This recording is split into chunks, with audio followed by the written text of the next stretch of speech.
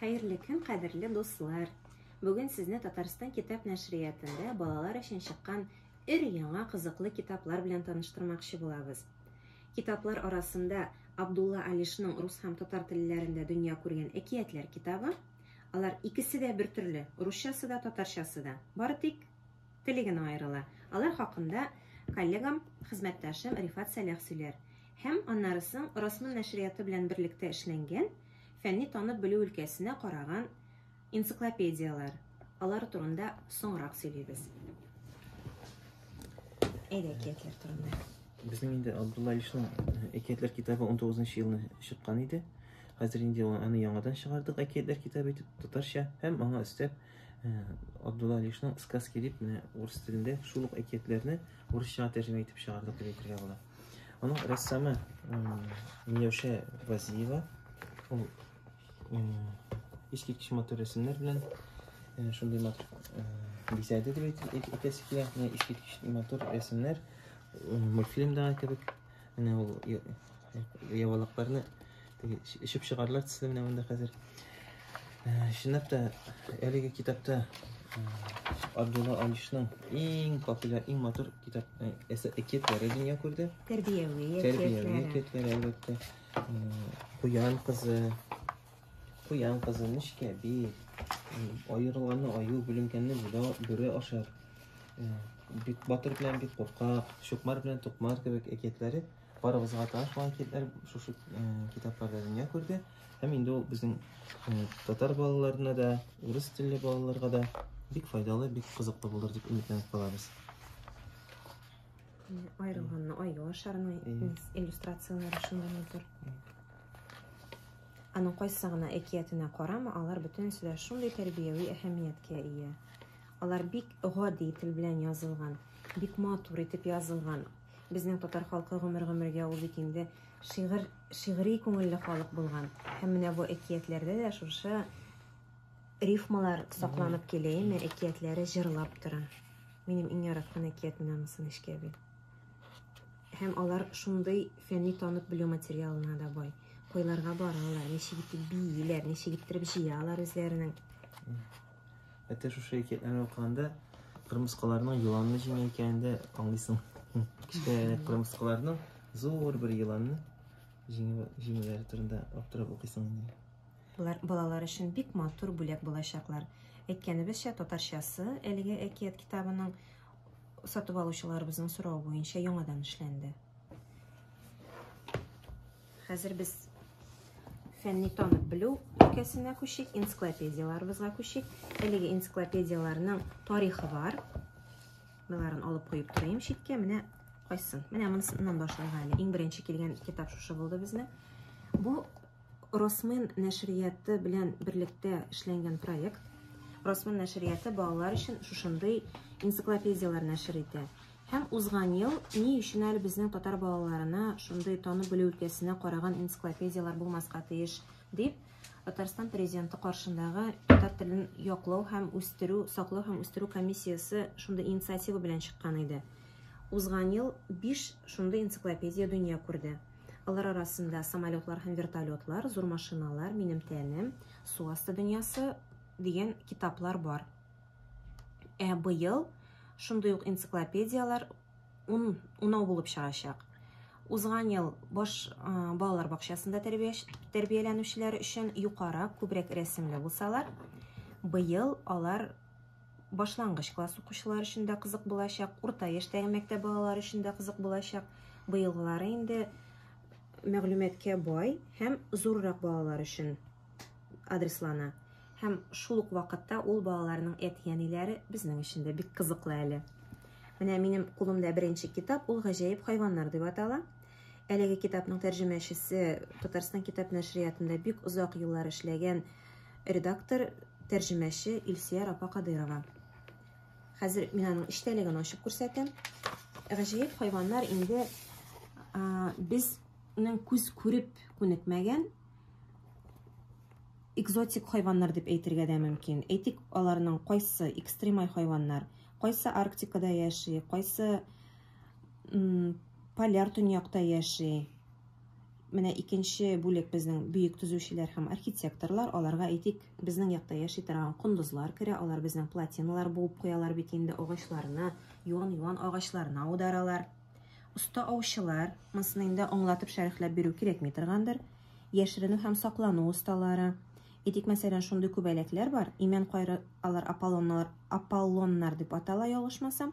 Имәнгә алар шулай иттереп килеп куналар. Имән кайрысын кабатлый аларның рәсемнәре.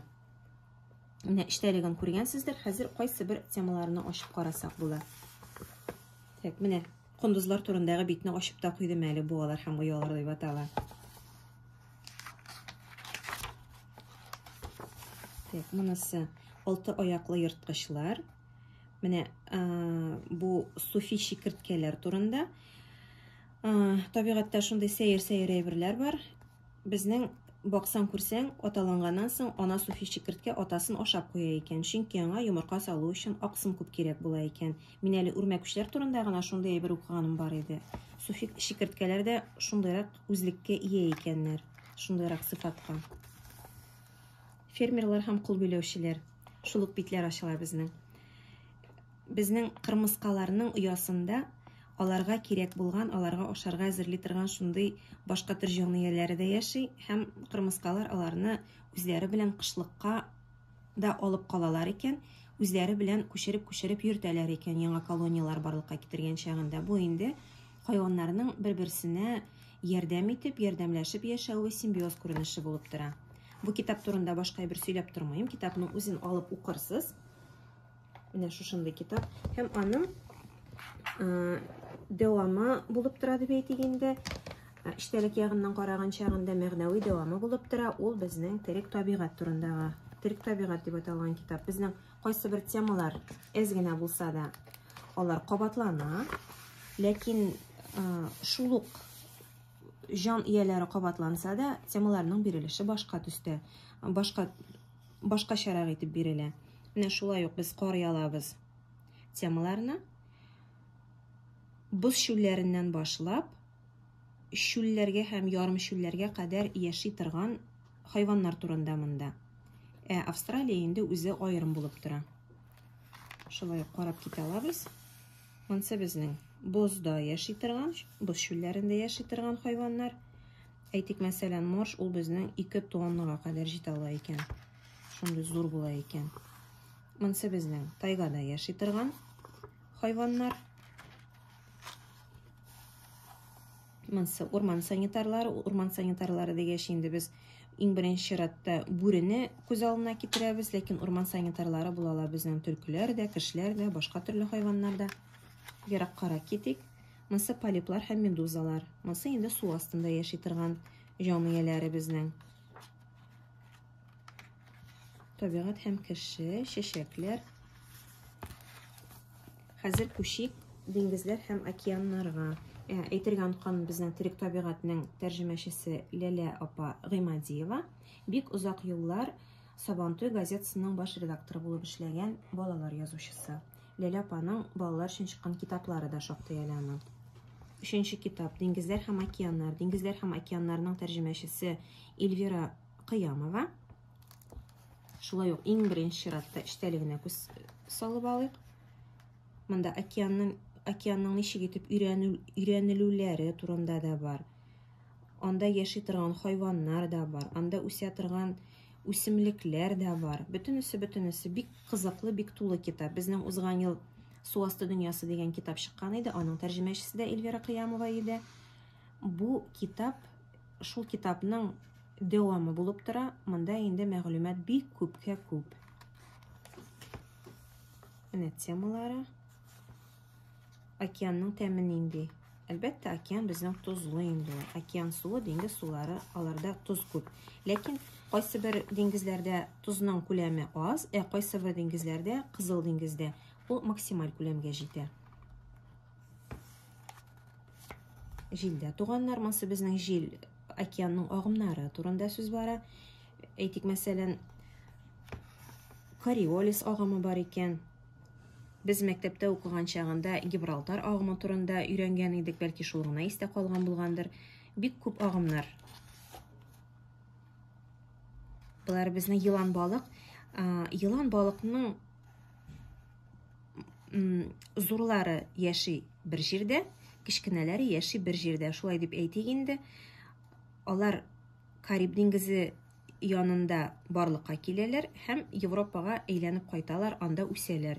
Монда зур балыкны күргән кешеләр юк, монда кичкенә балыкны күргән кешеләр юк. Менә шундый кызык әйберләр дә бар икән дөньяда.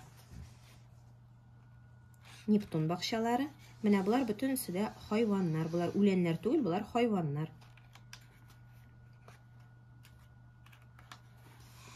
Бу китапларга хас тагын бер әйбер бар. Кайсы бер кыенлык тудыра торган терминнар, атамалар җәяшендә рус теленә тәрҗемә белән дә бирелә. Менә хәзер 4нче китап белән таныштырырга сүзне тагын Рифатка бирәм. Футбол дигән китапны безнең Татарстан яшьләре газетасының баш мөхәррире, үзе озак еллар буена спорт журналисты булып эшли торган Атлас Абый Гафиятов тәрҗемә итте. Әлбәттә, бу бик кызык. Әлбәттә, спортның беренче иң истә кала торган түре әлбәттә ул футбол. Ул инде дөньяда ике кешенең берсе футболның нәрсә икәнен белә, аның белән кызыксына. Һәм әлеге китапта футболның тарихы, аның хәзерге турнирлар, чемпионнар, һәр илләрнең җыелма командалар турнирлары, клуб турнирлары, бөтенесе турында да мәгълүматлар бар. Шул исәптән хөкемдарлар турында да бар, уен кагыйдәләре һәм җәзалар турында. Менә игътибар итсәгез, футбол инде әлбәттә беренче Кытайда, шул исәптән Кытайда, Көньяк Америкада барлыкка килә.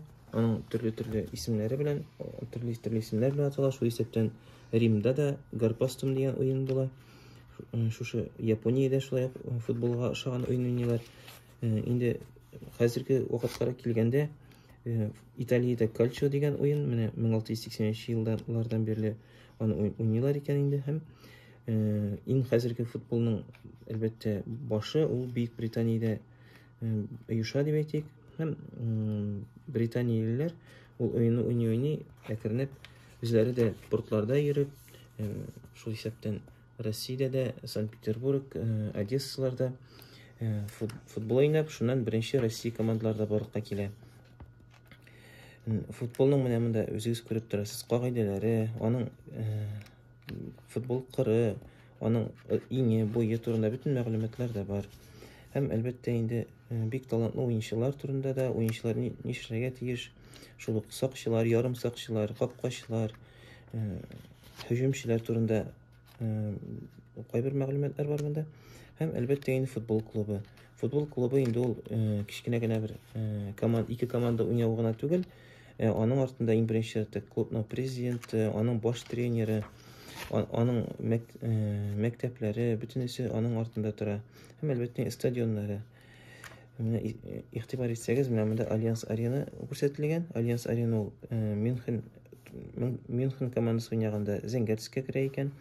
Без белгән Бавария командасы уйнаганда кызыл төскә керә икән. Һәм инде Германия җыелма командасы уйный калса, ак төстә була икән. Менә шундый кызык стадионнар. Һәм менә монда инде җанатарлар турында мәгълүматлар бар. Футбол һәм бизнес, футбол бит әле ул уен гына түгел, анда аның артында бик күп әйберләр тора. Шул исәптән менә яхшы уенчыларның исемнәре язылган футболкаларны сатуда шушы бизнесның бер өлешенә керә. Һәм әлбәттә инде уен, тамаша буларак да ул бик зур бизнес. Футбол дөньясының төп вакыйгасы әлбәттә дөнья чемпионаты.